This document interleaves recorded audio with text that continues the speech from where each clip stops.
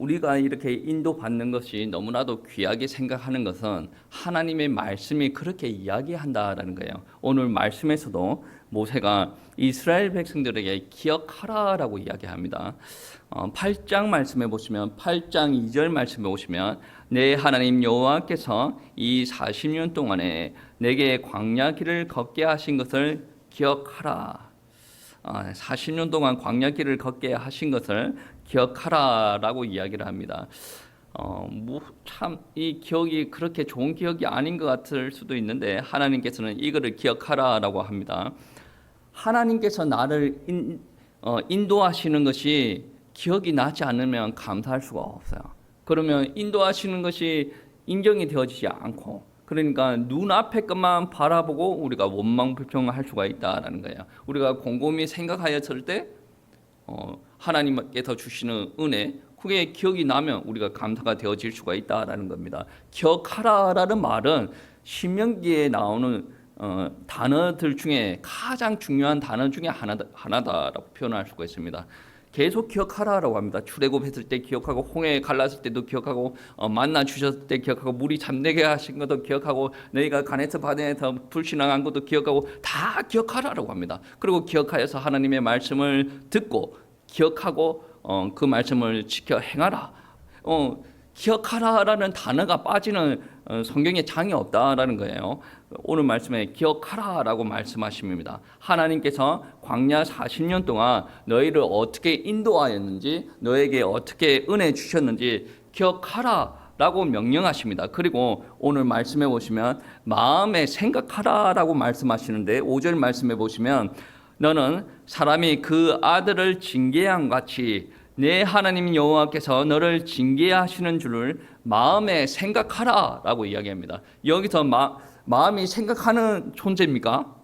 마음이 생각을 합니까? 뭔가 좀 맞지 않는 것 같은데, 여기서 마음에 생각하다라는 말은 무슨 말이냐면 경험하여 안다라는 거예요. 내가 머리로 반응하는 게 있고 마음으로 반응하는 게 있지 않습니까? 이게 머리로 안다라는 말은 우리가 이해하고 그런가 안 그런가 막 따지기도 하죠. 그런데 마음에 너희가 경험하여서 안다라는 것은 그냥 반응을 하는 거예요. 몸이 반응을 하는 것과 같이 마음이 반응을 한다라는 말씀입니다. 여러분, 이렇게 더운 날에 여러분 운동장을 한 100바퀴가 뛰어졌어요. 무엇이 가장 그립겠습니까? 사랑하는 아들이 가장 그립겠습니까? 아니죠. 물이 가장 그립지 않겠습니까? 샤워도 빨리 해야 되고, 시원한 수박도 먹어야 되고, 시원한 물도 먹어야 되고, 이게 몸이 반응을 하는 거예요. 우리가 하나님을 경험하여서 안다라는, 마음이 안다라는 것은 여기서 짱구 굴린다라는 말, 짱구 굴리기 전에 여기서 먼저 안다라는 말이 되어집니다. 그러면서 오늘 모세가 하는 말이 무엇이냐면 이 땅의 사람들도 자녀들을 똑바로 키우기 위해서 징계하지 않냐라고 이야기를 하죠. 왜 징계를 합니까? 우리가 요즘 아이들 보면 외동아들, 외동딸 이 경우가 너무나도 많지 않습니까? 그렇다 보니 자기 자식만 귀하게 생각합니다. 애들한테 징계를 하지 않아요.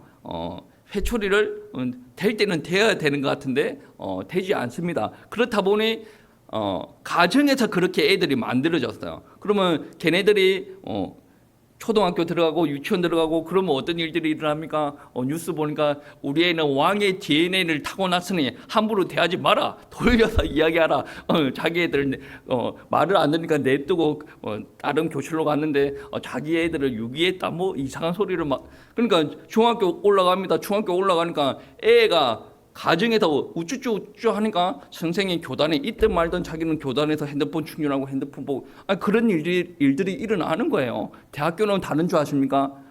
제 아는 박사님이 하는 말이 이거를 해야 되나 들어서 못 해먹겠다. 요즘 애들이 그렇대요. 존중해주면 존중해준다고 뭐라고 하고, 존중하지 않으면 존중 안 해준다고 뭐라고 하고. 그 클래스에 한 명이 있는 거 아니지 않습니까? 몇십 명이 있다 보니 각각의 생각이 다 다르고 각각의 생각을 존중받으면서 성장하느라 그런 일들이 많이 일어난다라는 말이죠. 그런데 하나님 앞에서는 그게 통하지 않아요.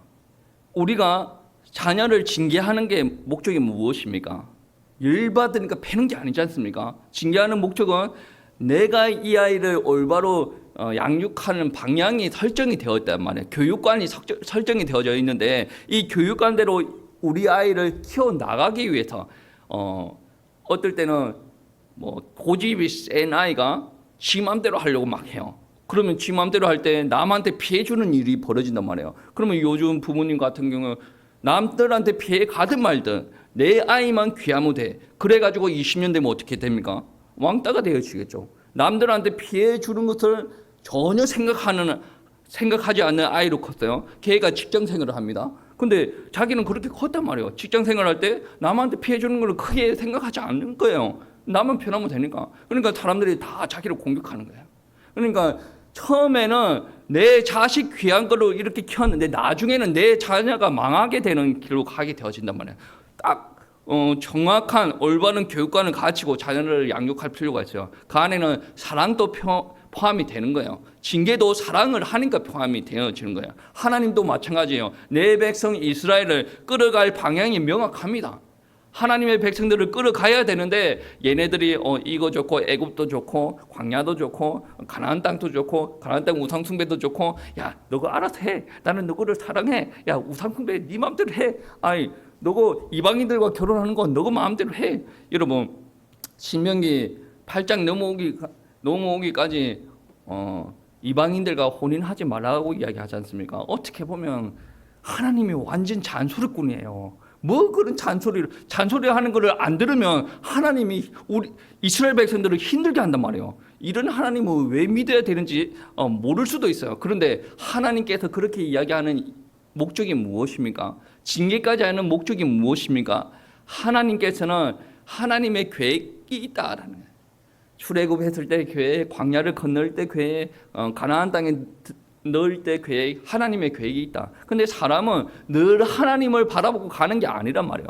자기가 좋으면 좋은 대로, 나쁘면 나쁜 대로 하는데 하나님께서 계속 징계하시면서 훈련을 시켜 나간다라고 이야기를 합니다. 이렇게 하신 것을, 징계하신 것을 너희는 마음에 알아라라고 이야기를 합니다. 여러분, 우리가 하나님의 계획, 하나님의 선하심, 하나님의 은혜, 그냥 하나님께서 은혜 주세요라고 기도만 해서 우리에게 깨달아지는 바가 아닙니다. 우리도 하나님으로부터 은혜를 공급받지만 그거를 알기 위해서 열심을 다해야 된다라고 이야기합니다. 기억하고 지키고 그리고 오늘 말씀에 보시면 마음의 생각을 하라라고 이야기를 합니다. 우리는 그냥 되는 대로 살아가는 존재가 아니에요. 하나님께서 말씀하시고 명령하시고 이끄시고 우리에게 은혜 주시면 그거에 귀를 기울여야 돼요. 하나님께서 어디에 관심이 있는지 우리는 알아야 된단 말이에요. 그래서 모세가 이야기하는 게 마음에 생각을 하라. 이스라엘 백성들이 하나님 앞에 은혜 받은 게 너무나도 많고 징계받은 게 너무나도 많은데 이것을 마음에 생각을 하라라는 겁니다. 오늘 말씀을 보실 때 무엇을 중심으로 볼 거냐면 이스라엘 백성들이 분명히 하나님으로부터 받은 은혜가 많은데 이 은혜를 이스라엘 백성들의 마음에 새겨야 됩니다. 새겨야 기억을 할 테고 새겨야 생각이 나고 새겨야 감사가 되어지고 새겨야 흔들림 없이 하나님 앞에 인도를 받을 수가 있다라는 거죠. 그래서 이스라엘 백성들이 어떠한 은혜를 받았는지 어떠한 은혜를 마음에 새겨야 되는지 우리가 오늘 말씀을 집중적으로 살펴볼 텐데 2절 말씀 우리 보시겠습니다. 2절 말씀 하나님께서 주시는 은혜입니다. 내 하나님 여호와께서 이 40년 동안에 내게 광야길을 걷게 하신 것을 기억하라. 이는 너를 낮추시며 너를 시험하사 내 마음이 어떠한지 그 명령을 지키는지 지키지 않는지 알려 하심이라. 하나님께서는 이스라엘 백성들을 낮추셨어요. 어떻게 생각하면 아이고 하나님 왜 낮추시는 게 무슨 은혜입니까? 우리는 성공을 해야 되지 않습니까? 우리 직장을 갔어요. 직장이면 승진을 계속 해 나가야 되는 거 아니겠습니까? 내가 월급이 300만 원밖에 되지 않는데 계속 올려야 되지 않습니까? 400만 원 올라가고 500만 원 올라가고 그렇게 해야 되지 않습니까? 우리 교회가 100명인데 200명 되고 300명 되고 1000명 되고 그렇게 올려야 되지 않습니까? 우리가 지금 대학교도 가야 되는데 자꾸 합격하고 좋아야 되지 않습니까? 성공적인 부분을 보여줘야 되지 않습니까? 그런데 왜 하나님께서 나를 낮추신다라고 이야기하십니까? 여러분, 우리가 내가 계획한 대로 자꾸 되어지지 않습니까? 그러면 사람 마음에 어떤 게 들어오냐면 하나님의 인정이 안 되어지는 거예요. 하나님께서는 우리가 내 힘으로 되지 않습니다라는 것이 인정이 되어지기를 원해요. 그리고 더 나아가서 내 힘으로 안 됩니다라는 게 인정이 되어지면 하나님 앞에 나오는 일들이 벌어집니다. 여러분, 낮아짐에 반대되는 말이 성경에는 무엇이라고 이야기합니까? 낮아지는 거 반대, 높아지는 거 아니겠습니까? 내가 높다라고 이야기하는 단어가 무엇입니까? 교만이죠. 교만은 패망의 선복입니다.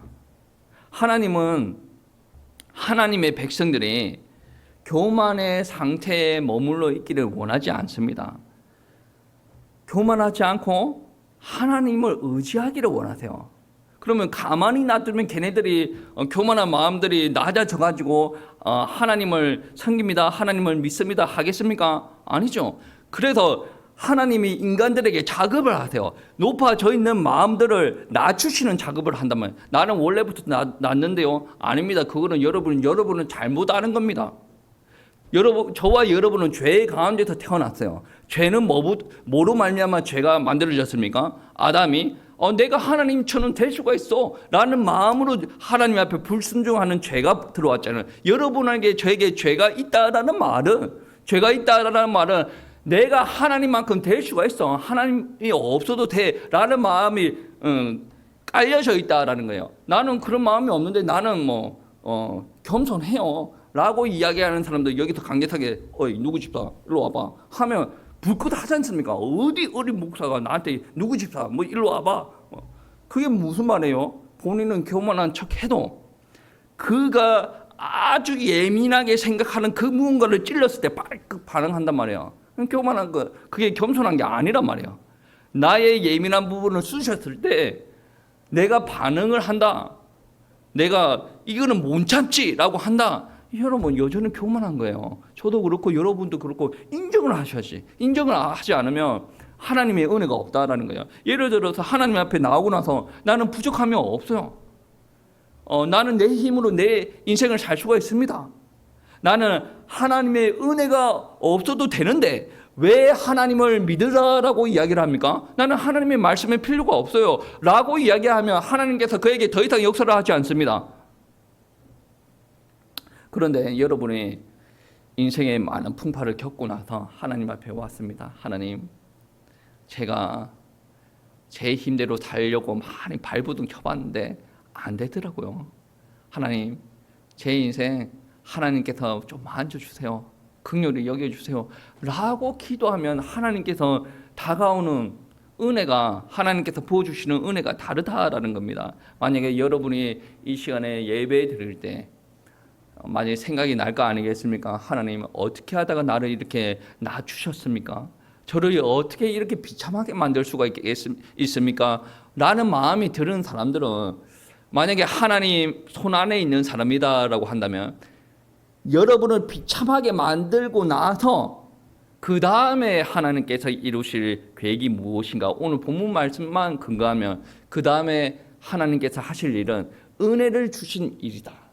여러분이 하나님이 필요 없습니다라고 인정할 때 하나님께서 아무리 많이 부어줘봐요, 자기가 잘나서 그런 줄 안다니까. 그런데 처참하게 깔아뭉개고 나서, 낮추시고 나서, 비참하게 만들고 나서 하나님께서 부어주셔. 그때 우리에게 드러나는 고백이 무엇입니까? 하나님 감사합니다. 하나님의 은혜입니다. 그래서 낮추신다는 거예요. 이 땅에 있는 사람들 중에 낮아져 있는 사람은 아무도 없어요. 우리 절에 가면 우리 스님들, 훌륭한 스님들 많이 있죠. 그분 막 겸손한 말 많이 하죠. 절대로 그럴 수가 없어요. 그분들은 죄의 문제가 해결되어지지 않았습니다. 어떻게 아십니까? 성경에 그렇게 이야기를 합니다. 아무리 똑똑하고 아무리 성분적으로 훌륭해도 예수 그리스도가 아니면 죄의 문제가 해결되어지지 않습니다. 그래서 저는 그분들을 교만하다라고 합니다. 왜 교만하다고 합니까? 목사님보다 더 훌륭한데. 교만하죠. 하나님께서 오라고 하는데 오지도 않고, 하나님 앞에 안 가도 되고, 네가 이렇게 잘 살면 되고, 가정을 행복하게 꾸리면 된다라고 이야기하는데 도둑놈 중에 산 도둑놈 아니에요. 칼로 사람 찔러 죽이는 것보다 더 무서운 짓을 하는 사람도 아니에요. 하나님 앞에 와야 구원받는데 안 가도 된다라고 헛소리하고 있는데 그게 어디 사람입니까? 거룩한 모습을 하는 것 같아도 그거는 하나님의 일이 아닙니다. 여러분, 저와 여러분이 철저히 낮아져야 하나님의 기적을 체험하고 하나님께서 주시는 은혜, 그리고 하늘의 문이 열리는 것이 우리들 가운데 회복이 되어질 수가 있다라는 겁니다.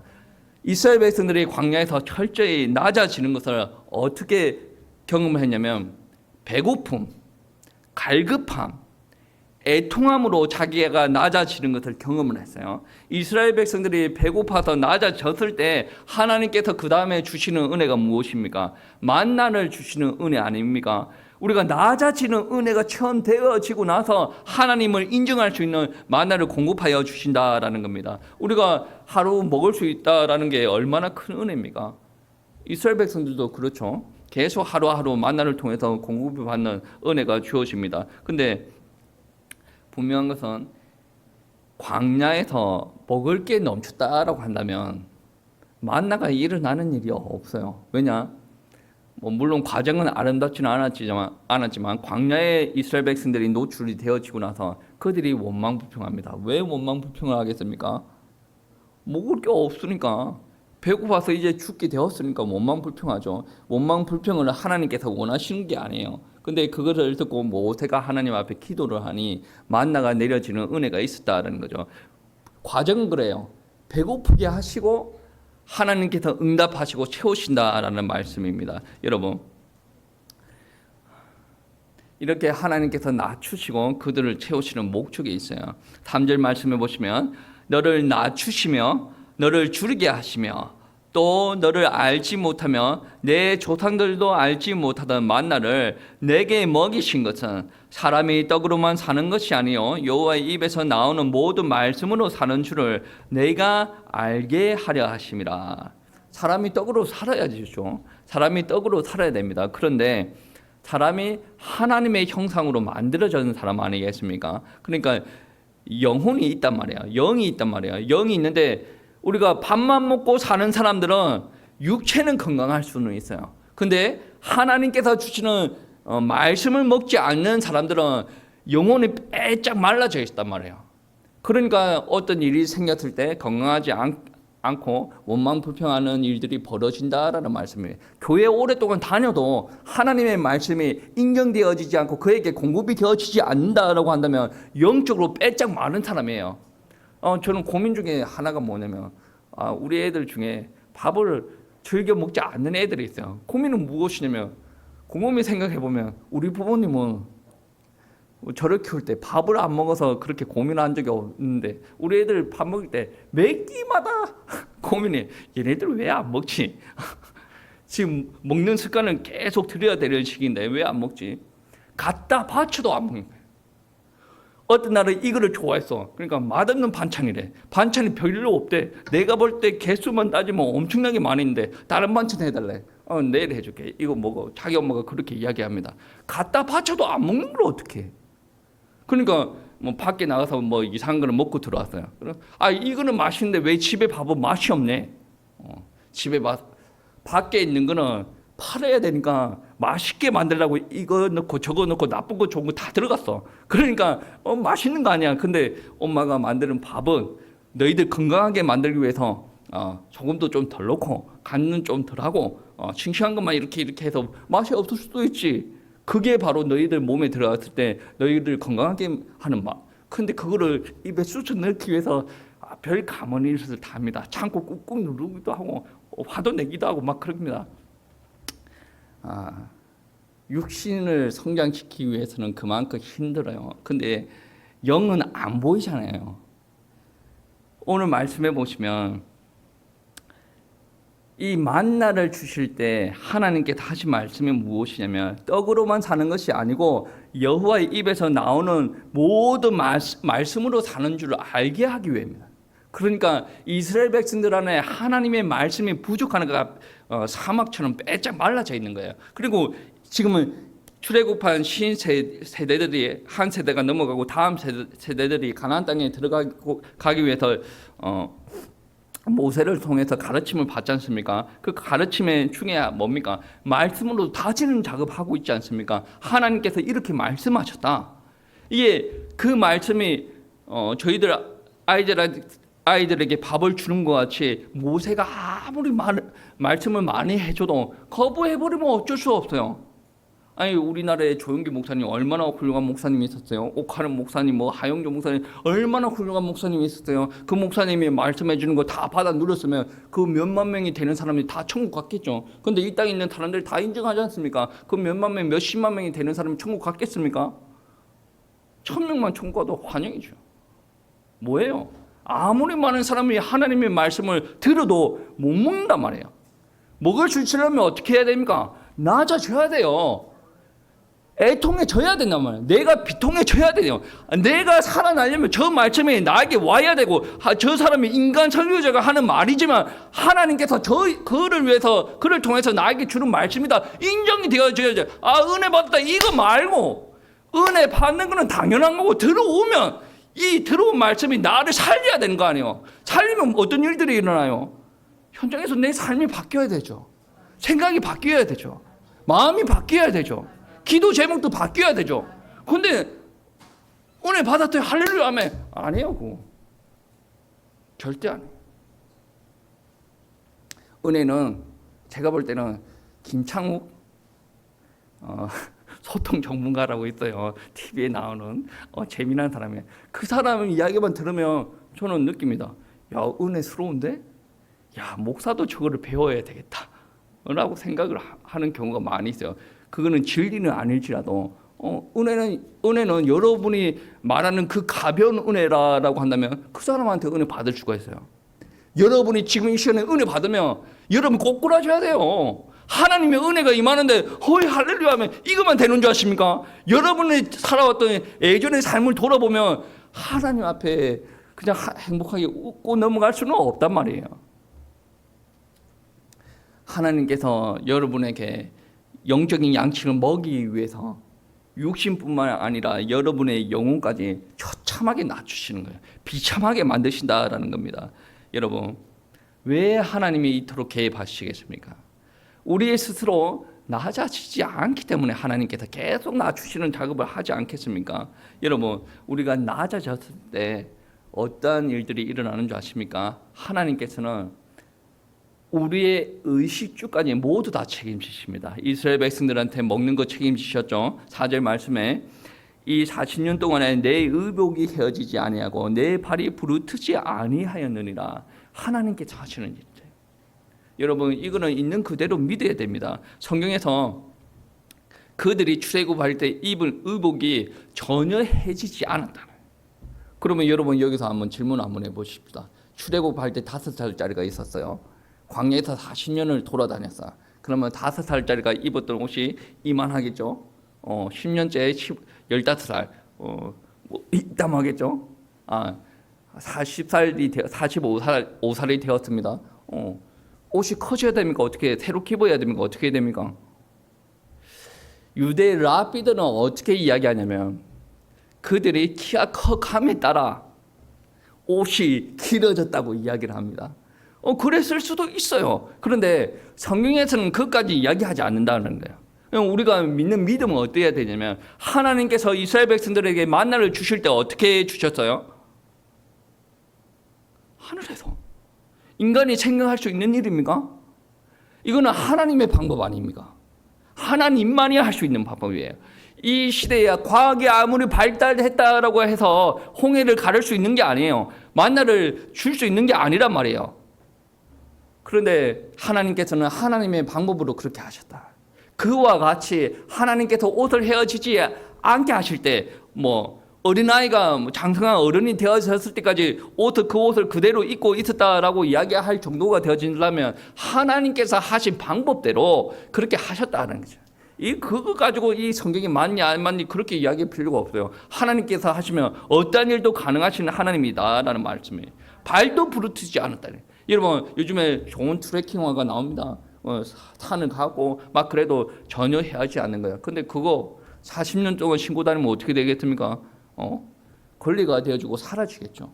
근데 이 출애굽할 때 그들이 신었던 신발은 요즘 이야기하는 슬리퍼보다 튼튼하지 않는 거예요.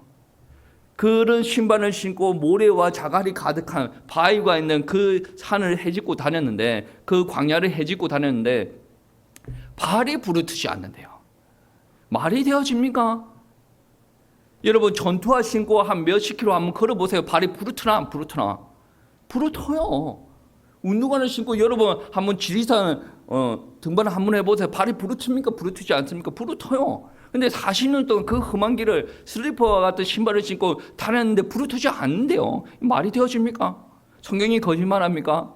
우리 지식으로 지성으로 이해가 되지 않는 부분이지, 하나님께서 역사하시면 우리 지성을 뛰어넘는 일들을 자꾸 이루어 나가신다라는 말씀입니다. 여러분, 분명히 그들이 광야길을 걷는 것은 하나님의 일을 하는 거예요. 그들은 40년 동안 고난의 길을 행했어요.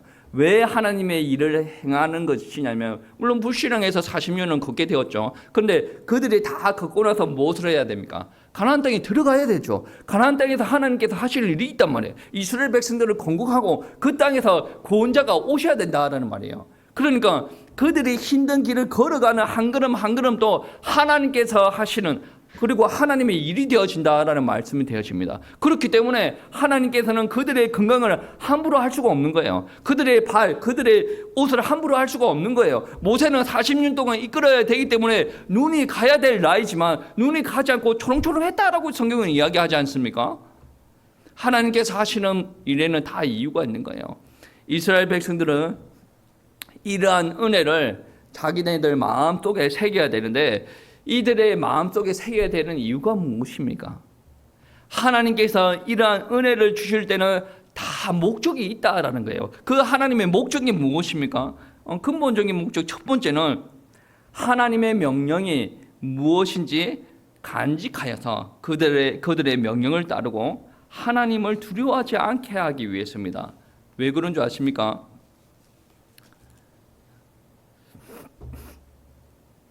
이스라엘 백성들은 애굽에 있을 때 노예였죠. 광야에 있을 때 말 그대로 나그네였어요. 그리고 나서 광야에 좋은 길로 갑니다. 좋은 땅에 들어갔어요. 그런데 하나님께서 계속 훈련을, 어떻게 인간적으로 생각하면 점진적으로 더 좋은 환경으로 가지 않습니까? 점진적으로 더 좋은 환경으로 갔을 때 사람들한테 더 이상 훈련이 필요 없는 것 같아요. 아니, 노예 생활할 때 꽃갱이질을 해야 되니까 근육도 키워야 되죠. 광야에 걸어갈 때 계속 걸어야 되니까 하체도 건강하게 해야 되죠. 근데 정착 생활할 때 무슨 훈련이 필요합니까? 하나님께서 훈련시키는 이유가 무엇인 줄 아십니까? 여러분을 노예처럼 살게 하기 위해서도 아니고 나그네처럼 살게 하기 위해서도 아니고, 정착 생활을 할 때 그 땅에서 하나님을 바라보고 경외하고 찬송하기 위해서 하나님께서 연단을 시켜 나가지. 원래 사람은 그렇지 않습니까? 없을 때는 뭔가 굽신굽신거리고 하나님 앞에 기도도 잘합니다. 근데 생기면 어떻게 합니까? 처음부터 자기가 그랬던 것처럼 교만한 게 이렇게 나오는 거예요. 그 교만함에 싹을 끊기 위해서 하나님께서 우리들에게 말씀 주시고 연단을 시켰다라는 말씀입니다. 그리고 6절 말씀해 보시면, 내 하나님 여호와의 명령을 지켜 그의 길을 따라가며 그를 경외할지어다. 여호와를 경외하게 하기 위해서입니다. 하나님을 사랑하고 하나님을 두려워하는 하나님의 백성이 자기 인생에 자기가 원하는 길을 걸어가다가 하나님께서 싫어하는 길이다라고 생각되어졌을 때 스톱할 수가 있어요. 여러분 한번 생각해 보세요. 내가 하고 싶은 게 너무나도 많아. 근데 내 아버지가 이거를 싫어해. 이거를 하고 집에 돌아가면 아버지한테 엄청 맞게 될 거야 라고 한다면 본인의 의지가 아니더라도 브레이크 작용하는 것들이 있지 않습니까? 여러분, 그래서 가정이 중요한 거예요. 아버지가 중요하고 부모가 중요한 거예요. 우리 영적인 부모는 누굽니까? 하나님 아버지. 하나님께서 싫어하는 일이 분명합니다. 그런데 내가 하나님을 저버리고 마음대로 갈 수가 있습니까? 그걸 보고 성경에는 당자라고 합니다. 교회 안에서도 당자예요. 브레이크가 고장나면 어떻게 합니까? 낭떠러지로 떨어져 죽든지 큰 충돌 사고가 일어나서 거기서 죽든지 그렇게 일어나는 거예요. 하나님께서 그거를 방지하기 위해서 브레이크를 심어 주시는 거예요. 그래서 경외하라, 말씀을 지키고 행하라, 명령을 지켜라 라고 이야기하죠. 우리가 낭떠러지로 떨어지거나 충돌 사고가 일어나지 않고 하나님께서 원하시는 그 땅까지 온전히 가기 위해서 하나님께서는 하나님을 경외하라라고 이야기를 합니다. 그리고 하나님께서는 우리들에게, 이스라엘 백성들에게 은혜 주시는 이유는 무엇이냐면, 가나안 땅에 들어가서 하나님께서 원하시는 합당한 백성의 모습으로 살아라라고 이야기를 합니다. 7절부터 10절까지 어떤 말이 있냐면, 그 땅에 가면 샘도 많고, 8절 말씀에 밀, 보리, 소탄지, 감람나무, 이게 7가지 또 농작물이 나옵니다. 9절 말씀에 보시면 아무 먹을 것에 모자람이 없고, 철도 있고 동도 있고 그렇게 이야기를 합니다. 10절 말씀에 보시면 내가 먹어서 배부르고 내 하나님 여호와께서 옥토를 내게 주셨으므로 말미암아 그를 찬송하리라 라고 이야기를 합니다. 여러분, 삶이 부해지면 찬송할 대상을 잊어버린다라고 이야기를 하지 않습니까? 그래서 훈련을 시키는 거예요. 좋으면 좋을수록 그분이 주셨지라고 인정하기 위해서 훈련을 시키는 거예요. 그 훈련을 시키는 과정 중에 여러분과 저를 철저히 낮아지게 하시는 은혜도 있다라는 겁니다. 여러분 혹시 먹을 것이 없어가지고 경제적으로 어렵다. 그것도 여러분은 하나님 앞에 귀하게 훈련 받기 위해서 낮아지는 훈련이에요. 자녀들한테 문제가 있다, 낮아지는 훈련이에요. 내가 사회적으로 문제가 있다, 낮아지는 훈련이에요. 이런 훈련으로 말미암아 우리가 하나님께서 주시는 은혜를 누리고, 그 다음에 하나님을 기억하고 하나님의 명령을 따라 순종을 하고 하나님께서 원하시는 삶을 살아갈 수가 있다. 이게 하나님께서 원하시는 것이다. 이스라엘 백성들은 광야에서 살다가 가나안 땅에 들어가서 하나님을 찬양을 하는 사람들이 되어져야 되겠지만, 우리는 이 땅에서 살다가 낮아짐의 은혜와 하나님께서 채워주시는 은혜를 누림으로 말미암아 이 땅에서 천국 백성의 삶을 살아나야 돼요. 그리고 최종적으로 하나님의 나라 갔을 때 우리가 하나님께서 원하시는 인격과 성품으로 만들어져야 된다. 그 만들어졌을 때 어떻게 이야기를 합니까? 우리가 하고 싶은 말을 내뱉는 것이 아니라 그분이 원하는, 그리고 최종적으로 하나님을 경외하고 말씀에 순종하고 하나님을 경배하는 그러한 일들이 우리로 말미암아 벌어져야 된다라는 거죠. 여러분, 만약에 로또가 막 되어졌어요. 우리 집에 로또 공짜로 하라고 뭔가 쿠폰이 날라왔어. 로또가 되어졌어요. 50억이 떨어졌어. 여러분, 저를 보고 아는 척 하겠어요? 그런 사람들 있을 것 같거든. 고기가 뜨끈뜨끈 하는 사람이 있더라고. 여기 50억 생기면 나를 아는 척 안다니까. 그게 뭐야? 교만하단 말이야. 교만하다. 여러분, 우리가 1,200만, 1,000, 1,20억 가지고 사람이 가볍게 왔다 갔다 하는 경우들이 너무나도 많이 있어요. 그거 하지 않기 위해서 하나님께서 징계해 주시고 낮아지게 하시고 하나님의 은혜를 알게 하신다라는 말씀입니다. 여러분, 이 모든 것이 하나님의 선한 계획 안에서 이루어 나가시는 우리들에게 향한 하나님의 뜻이다라는 말씀입니다. 그러니까 우리는 때에 따라서는 힘들다라고 할지라도 하나님의 선한 계획을 알면 감사하고 하나님을 찬양하는 일들이 일어나야 되겠죠. 우리가 이 땅에 살아가다가 원망 불평할 일이 생겨요. 그럼 어떻게 해야 되겠습니까? 여러분, 원망 불평할 일이 생기면 원망 불평도 하겠죠. 저도 원망 불평 때려고 하는데, 원망 불평하면 그게 바로 교만입니다. 하나님께서 허용하셨다. 그런데 나는 그거를 원망 불평한다. 그건 교만 아니겠습니까? 광야에서 먹을 거 없다고 원망 불평했어요. 하나님께서 그거를 보고 기뻐하십니까? 기뻐하시지 않죠. 그러면 원망 불평이 나올 상황이 되면 우리는 어떻게 해야 됩니까? 하나님께서 지금 나를 낮추시고 있구나 라고 생각하고 나를 낮추시는 하나님을 보고 감사해야 되는 거예요. 우리가 때에 따라서는 지금은 고난스럽고 하나님 앞에 얻어터지고 만신창이가 된다라고 하더라도 하나님께서 이렇게 낮추셔가지고 다시금 나를 귀하게 쓰실 일이 있기 때문에 이렇게 낮추시는 거 아니겠습니까? 그러면 나는 어떻게 해야 됩니까? 하나님 앞에 감사하고 찬양을 해야 된다라는 거예요. 여러분, 인생을 길게 바라보시고 하나님께서 이끌어 오신 것을 기억하라라고 이야기하지 않습니까? 왜 기억하라라고 이야기합니까? 여러분이 살아가는 것은 눈앞에 떨어진 것만 바라보고 살아가는 것이 아니에요. 여러분 눈앞에 떨어진 거 한번 보세요. 감사할 이유가 있습니까? 감사할 제목이 없잖아요. 내 애들도 이상하고 남편도 이상하고 아내도 이상하고 내 재정도 이상하고 오늘 밤에 먹을 것도 없고 감사할 거리가 없어요. 근데 하나님께서 나를 이끄신 역사의 과정을 보면 하나님께서 이렇게 하셨다. 그 과정 중에 또 오늘도 이렇게 되는구나. 그런 게 있기 때문에 오늘 먹는 것도 없어. 오늘 밤에 먹는 것도 없어. 그게 감사한 거죠. 내가 너무 많이 먹어가지고 배가 쌀이 많이 쪘는데 오늘 밤은 금식하면서 기도를 해야지. 이런 것도 되어지지 않습니까?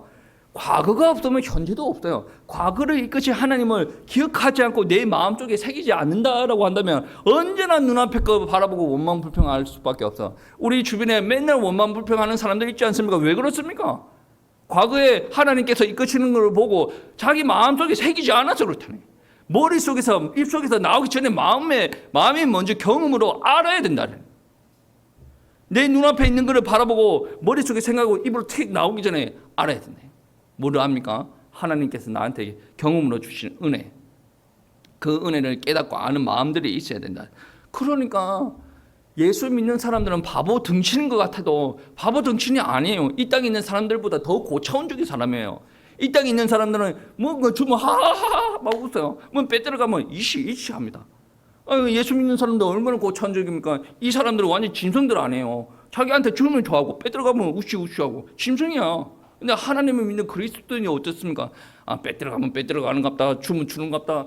둘 다 감사하고 하나님의 뜻이 있겠지. 하나님의 뜻만 바라보고 하나님 앞에 가. 고차원적인 사람이에요. 등신이 아니란 말이야. 세상적인 기준으로 보면 등신이지. 왜 네 거 뺏겼는데 왜 니는 가만히 웃고 있냐? 바보냐? 우리가 바라보면 혈기 부리지 말아야 돼. 하나님께서 하시는 일이다.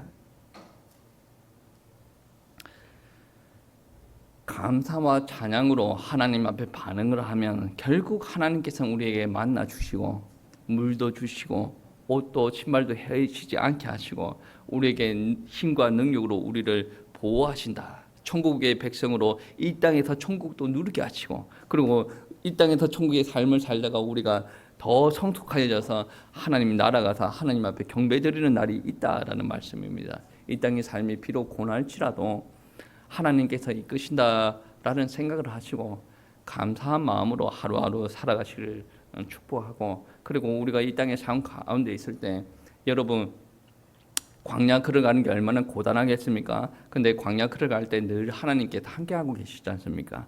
여러분의 삶 가운데서 하나님께서 함께하실 줄 믿고 한 주 동안 꼭 승리하시기를 축복합니다.